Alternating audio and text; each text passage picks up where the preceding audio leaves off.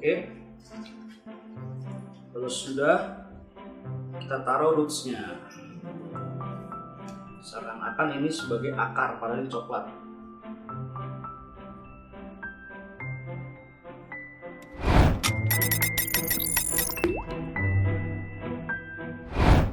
Oke guys, selamat pagi, selamat siang, selamat petang, dan selamat malam. Jumpa lagi dengan saya Serti dalam Podcast T. Nah, hari ini saya tidak sendirian, teman-teman. Saya ngobrol santai dengan satu anak muda yang super keren buat saya. Super keren gitu ya. Ya, jadi di sini kita akan bicara yang muda yang berkarya. Nah, sudah hadir di Podcast T. Tamu saya malam hari ini adalah Jeremy Devanada. Hai Jer, apa kabar Jer? Sehat. Sehat. Jer, kali ini kan kita ngobrol santai nih ya. Di podcast ini ngobrol santai dan tidak ada yang rahasia, no secret. Nah, di podcast itu no secret gitu ya. Jer, pertama mau nanya dulu Jer, tapi mau nanya dulu, kesibukanmu sekarang apa sih Jer? Kesibukan jagain restoran. Sebagai restoran, wow, jaga restoran. Restoran juga sih. Restoran saya yang kelola kalau saya punya kerja lain. Jadi kemarin habis jadi restoran di Jakarta, terus nggak lama Bapak dapat kerjaan. Saya sekarang yang megang karena ada lagi yang bantu di situ. Nah guys, ini ngomongin megang restoran, jaga restoran berarti ada sesuatu gitu ya. Karena sosok anak muda bicaranya tentang restoran berarti berarti dari ini punya satu title gitu ya. Tapi yang jadi apa ya, bukan sih sebenarnya aneh sih, yang jadi masalah menurut saya ini Jeremy kan chef nih. Tapi dia nggak mau disebut dia adalah chef. Nah itu yang kita mau cari tahu ya, yang kita mau lihat. Dia adalah seorang chef nih, tetapi katanya nggak mau disebut seorang chef gitu. Nah dia sebelum ngomongin chef dulu dia, seperti pengen tahu perjalananmu nih. Kenapa kok kamu tertarik dengan chef ini ya, kuliner ini ya gitu ya. Boleh dong dia cerita dulu biar teman-teman podcast itu tahu juga perjalanannya. Sebenarnya nggak sengaja juga sih sebenarnya masuk ke dunia ini. Awalnya sebenarnya pengen jadi pemain bola. Wih, jauh banget. Pengen jadi pemain bola. Main bola sama akhirnya di coaching kekinian. Tapi kayaknya tahu diri karena badan tidak memungkinkan, stamina juga tidak kuat. Kan bisa dilatih. Males terus. Dulu cuma pengen lihat pemain bola kayaknya kaya gitu ya. Kayak pemain timnas atau pemain yang di segala macam kayaknya kaya gitu kan. Cuman setelah melalui ikut ekskul futsal di sekolah, kalau sering latihan fisik itu males banget ya. Tapi banyak kamu masih main ya sih? Sekarang masih main tapi untuk hobi doang. Sebagai hobi melarutkan yang tidak pencapaian. Tapi itu paling cuma bentar doang udah ngos-ngosan. Tapi selalu di post di Instagram kita main bola. Dulu ya, tapi sekarang sejak pandemi udah saya.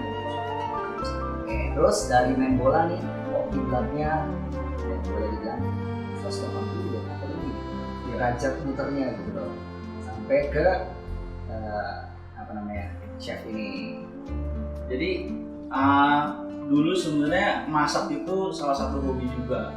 Jadi hobiku tuh ada beberapa, ada masak, main musik, terus main bola. Jadi kayak dulu nggak memungkinkan kalau mau jadi chef juga gitu. Chef. Jadi ya cobalah gitu. Awalnya sebenarnya gara-gara ngeliat MasterChef. Dulu ngeliat MasterChef, terus lihat juri-jurinya, salah satu chef yang terkenal di situ yang dari Manado, Chef Junaro Rimpande. Iya. Itu kerjanya marah-marah, maki-maki orang. Terus aku merasa kok kayaknya enak juga ya kerjanya maki-maki. Nah itu juga saya ke situ sebenarnya. Maki-maki orang aja sebenarnya. Tapi ternyata setelah masuk dunia kuliner, kalau saya yang dimaki-maki. Iya. Kalau saya yang dimaki-maki kalau kerja nggak awal-awal doang sih, cuman karena mungkin awal anak-anak baru pertama kali masuk di dapur segala macam ya wajar lah karena tahu dan memang chef rata-rata emang galak gitu ya. Terus akhirnya udah kuliah masuk ke perhotelan dulu karena kondisi keuangan juga agak susah. Jadi yang deket dan kira-kira masih bisa dapet diskonan harga lah di UPH karena apa kan cara dosen. Jadi ya dapet lah 5%, 10%. Ya, Soalnya dulu kalau pengen di Bali atau di Bandung, soalnya kan biaya harus nambah kan, dapat kuliah harus kosan, terus uang makan segala macam, kayaknya nggak mungkin kan dari itu. Jadi ya udah kayak sekolah.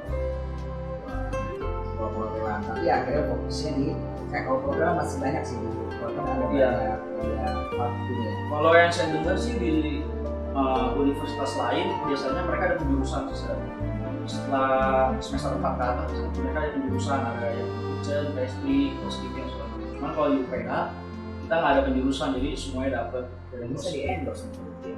Lumayan bisa di jam sedia ya apa kalau di kampus saya kemarin pas saya kuliah apa namanya semuanya dapat. Jadi dari housekeeping, bar, dari waiters, terus front office, kitchen, pastry semuanya dapat. Jadi kamu experience-nya banyak kan? Experience cuma teori doang banyak, cuman kalau praktek kan cuma prakteknya di kitchen doang. Dan kamu kan sekarang ada arisan di Sebuah. Iya, Sebuah Bebek ya? Iya. Kalau sekarang kan Sebuah Bebek keluar dulu. Nah kan sebelum itu kan kamu juga ada experience yang kamu ada di beberapa tempat, Iya. di kafe. Dulu pas di kuliah kan ada sistem praktek atau magang. Dulu saya di Bali selama 6 bulan lebih, hampir 7 bulan kayaknya di sana. Di Bali di Quartet Marriott Nusa Dua. Itu awal kali saya masuk dunia kerja dan pengalaman di dapur ya di situ. Benar-benar luar biasa sekali pengalamannya di situ. Kalau kayak gini deh, kalau kayak kamu ngambil masak itu apakah ada spesifik atau spesialisasi yang kamu punya? Kalau spesifik itu sebenarnya tergantung dia kerja di mana sih. Kalau saya kan dulu waktu saya magang di Bali, karena chefnya itu orang Bali, jadi dia lebih meningkatkan makanan-makanan Bali di hotel.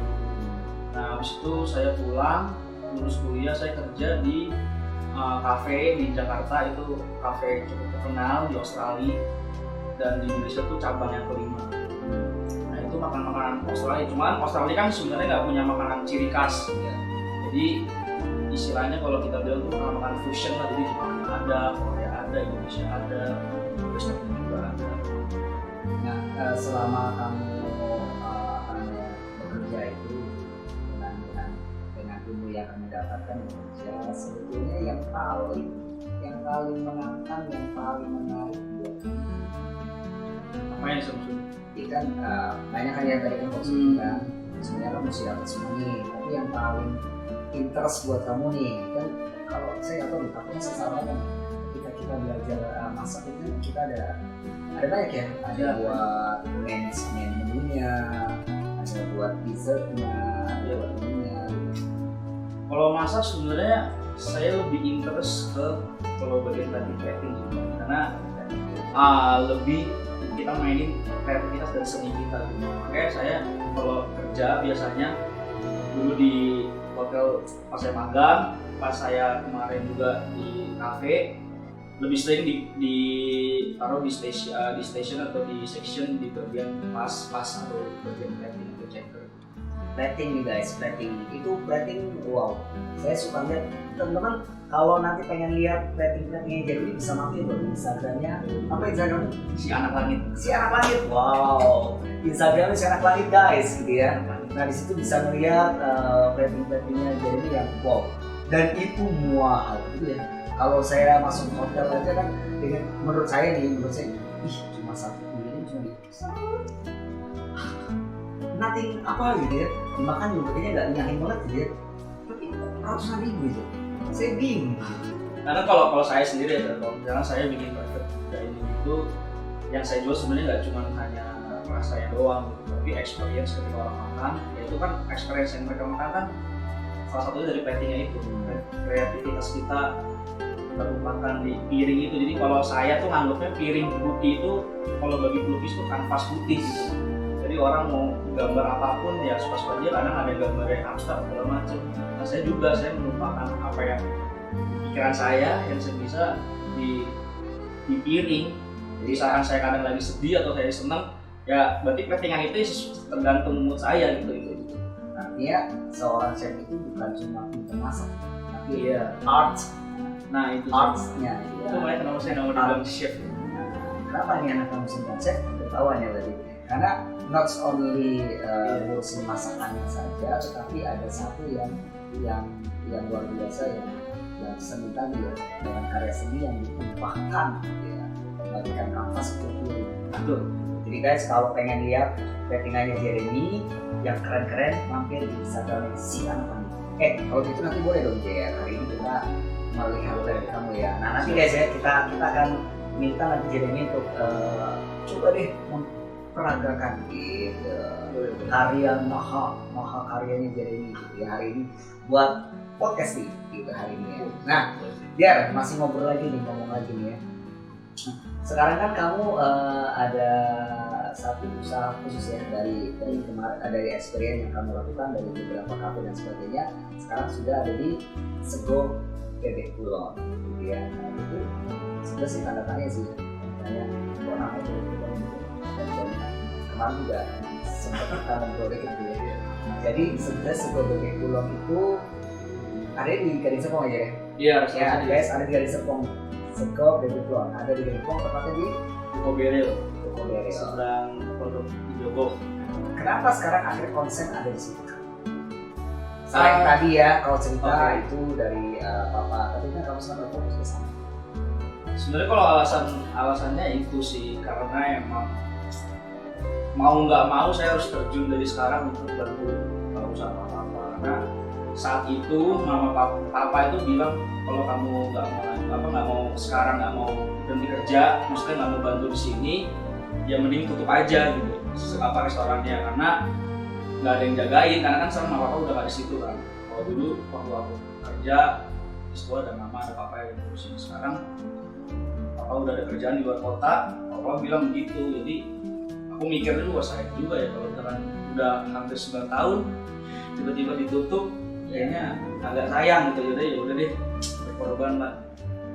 Cuman ternyata setelah saya terjun di Sego Bebek Kulon ini, restoran orang tua saya, ternyata malah banyak pelajaran yang saya dapat sebenarnya dari mengelola restoran. Jadi nggak hanya dapur ya, jadi benar-benar semua dari karyawan, dari food posting segala macam, semuanya saya belajar. Ketemu orang tua dari apa, Pemda, ngurusin pajak segala macam, ngurusin bank segala macam, saya baru belajar gitu. Jadi ya puji Tuhannya, ya mungkin emang jalan Tuhan gitu. Saya bisa. Jar, kalau kayak gitu nih kan, kalau misalnya sekarang kamu ada restoran gitu, apakah kamu stucknya di restoran itu atau bagi seorang chef itu mesti terus belajar mengupdate, mendapatkan ilmu, atau ya udah gua yang bisa suka-suka gua aja Lurusin dulu ya. saya bukan chef guys, ini dia saya bukan chef ya. Jadi gini ya teman-teman, kenapa saya tuh nggak mau disebut chef tuh gini. Sebenarnya kata chef itu sebenarnya sesuatu title yang agak berat sebenarnya. Jadi saya masih jauh lah dibilang chef, karena chef itu harus orang yang sudah berpengalaman di dapur. Ini merendah atau gimana sih? Dari yang benar sih. Bukan merendah ya? Bukan merendah. Maksudnya kata-kata dipanggil chef itu nggak hanya bisa masak doang kayak tadi saya cerita. Lo harus mengerti semua seluruh dapur, dia harus mengerti food posting, mengerti segalanya lah. Maksudnya yang sudah pernah belajar dari pihak dapur sampai dia jadi head chef di suatu restoran itu baru bilang head chef. Maksudnya baru bisa dibilang chef. Jadi padahal kalau di kitchen juga sebenarnya namanya sama, ada commis chef, ada sous chef, ada chef de partie segala macam, semua ada chef-chefnya, tapi itu tetap masih dipanggil chef. Chef itu namanya kayak istilahnya kalau di kantor tuh bos atau manajer. Jadi padahal kan chef itu satu apa namanya, pekerjaan. Iya, pekerjaannya ya bekerja dapur. Apa ya, saya nggak tahu sih bekerja apa, cuman chef tuh kayaknya susah lah. Apa sih dipanggil chef itu masih jauh lah. Ini bagi teman-teman ya yang ngaku-ngaku baru lulus kuliah perhotelan udah ngaku-ngaku chef. Tapi boleh dong, bangga dong. Bangga boleh. Cuman chef itu bukan hanya bisa masak doang. Kamu kan sekarang bukan cuma bisa masak, kamu manage segala sesuatu. Sampai manajemen apa dari mulai karyawan, dari Pengalamannya masih jauh lah kalau udah bilang sih. ya, oke lah, whatever itu ya. Nah, balik lagi pertanyaan tadi belum dijawab. Nah, apakah experience kamu untuk meningkatkan apa menu-menu itu apakah artinya kan kamu udah selesai udah lulus segala macam udah dapat predikat apapun whatever predikatnya. Nah, apakah kalau saya kan dulu nih, kalau dulu kan ya udah hafal ya ngajar itu aja gitu. Tapi buat saya kan enggak.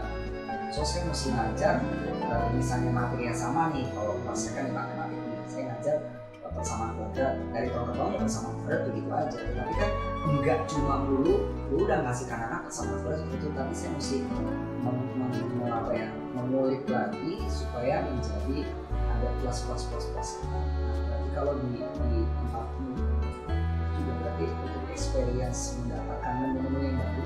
Nah, apakah kamu juga update dan seberapa frekuensinya kamu menghasilkan menu yang baru? Kalau masalah menu baru itu berkreasi bukan menurut saya sebagai restoran. Maksudnya penerus menuju restoran. PR saya double sebenarnya. Saya kan maksudnya pengalaman untuk kerja di restoran yang profesional itu kan sudah pernah tapi kan maksudnya nggak panjang, maksudnya belum cukup. Dan saya harus ke restoran orang tua saya yang ya bisa dibilang belum profesional lah, maksudnya kitchennya juga. Ya PR saya double sebenarnya. Jadi saya harus tiap hari saya pasti nyoba makanan saya. Jadi 2 kali makanan yang emang bisa dijual di restoran saya sebelumnya.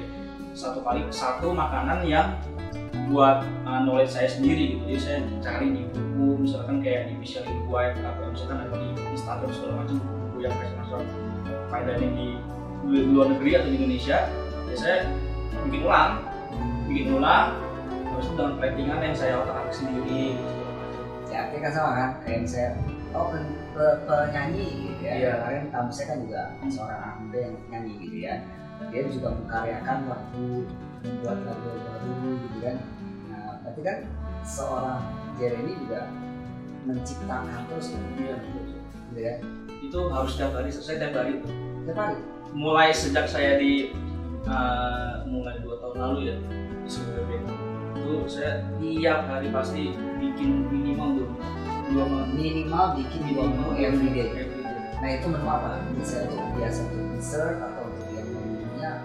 Kalau dessert saya jarang ya, saya lebih ke main menu karena kan SBB kan lebih main menu. Jadi saya satu menu itu satu menu yang kira-kira buat ada menu baru, ada development baru untuk di restoran SBB. Yang satu lagi menu yang memang buat knowledge saya sendiri. Boleh cerita nggak ya? Tingkatnya lebih naik. Boleh cerita nggak gini ya? Yang seperti kamu gini, setiap hari saya mesti menciptakan 2 menu. Sebenarnya bukan menciptakan, belajar. Jadi kayak misalnya teknik karena masak itu kan nggak pernah berhenti. Teknik itu selalu berkembang, tiap hari itu bisa berkembang. Jadi tiap hari saya selalu searching. Jadi hari ini saya masak apa, saya searching buat besoknya. Saya masak itu, besoknya saya searching buat besoknya lagi. Misalnya masak apa nih? Misalnya. Kalau Indonesia ya. Jadi kamu lebih banyak ke Western apa lebih banyak ke? Saya lebih ke Indonesia. Misalnya contohnya misalkan kayak misalkan rendang. Dari resep rendang yang asli itu biasanya pakai daging. Kadang kalau saya ganti bebek, ganti ayam, kadang pakai babi. Gitu. Alat.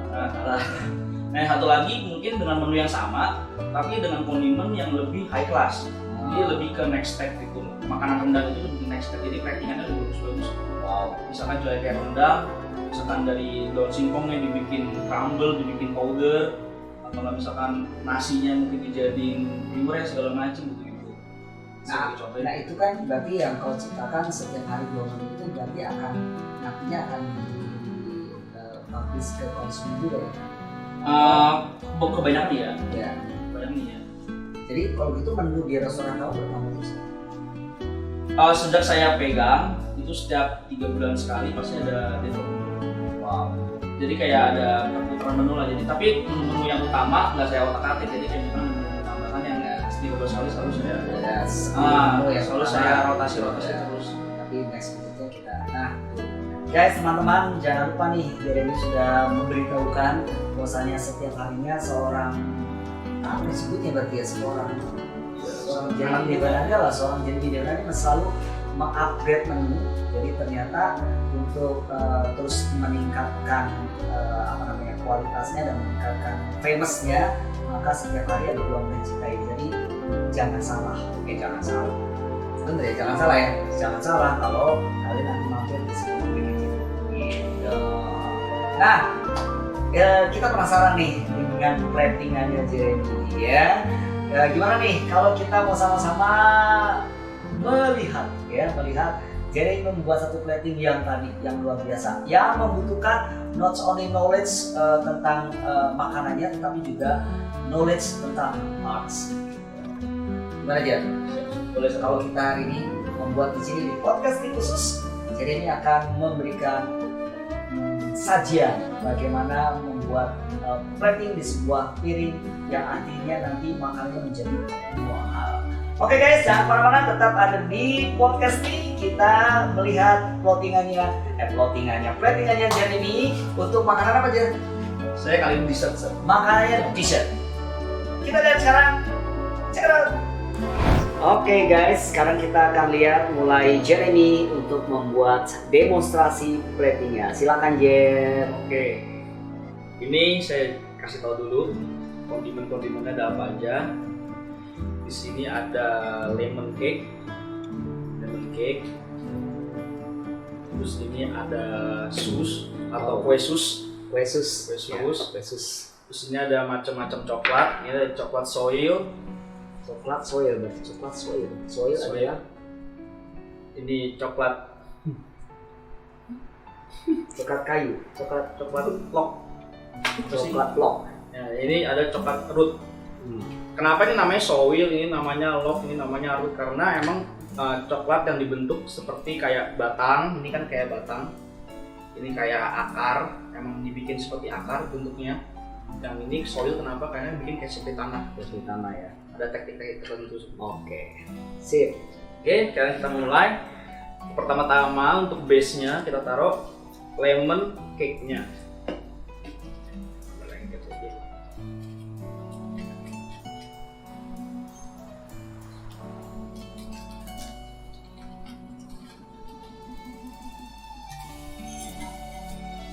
Oke. Sudah ada lemon cake-nya. Habis itu kita kasih, ini ada raspberry mousse. Raspberry mousse apa tuh? Raspberry mousse itu semacam saus krim. Ya. Oke, taruh di sini. Terus pakai sendok.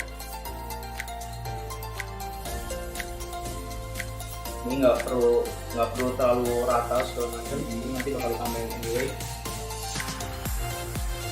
Kita taruh batang coklat atau coklat lock.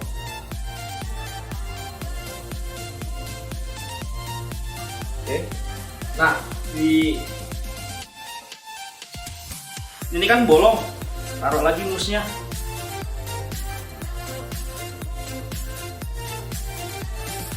Kayak ini ya, betul kayak saus ya.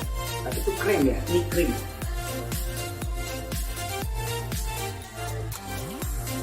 Itu krim rasanya apa tuh tesnya? Raspberry. Iya. Pakai essence dari raspberry. Oke, ini ada sunya. Taruh di atasnya. Kayak jamur ya dia. Nah, itu dia. Tahuan dan namanya.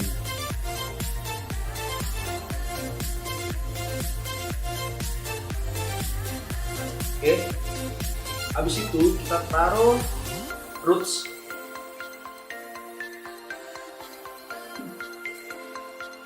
Roots akar-akarnya. Kita taruh ini apa namanya? Coklat soyla dulu. Balik ya, harus coklat soy dulu baru bersih.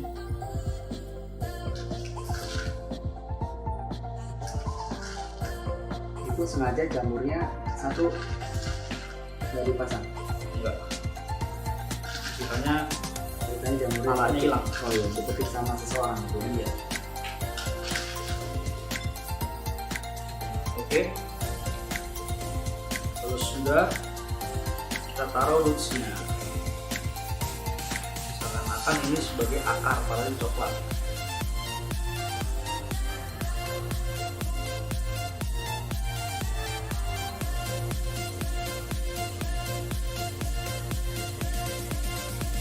Oke. Terakhir pakai ini lagi mousse.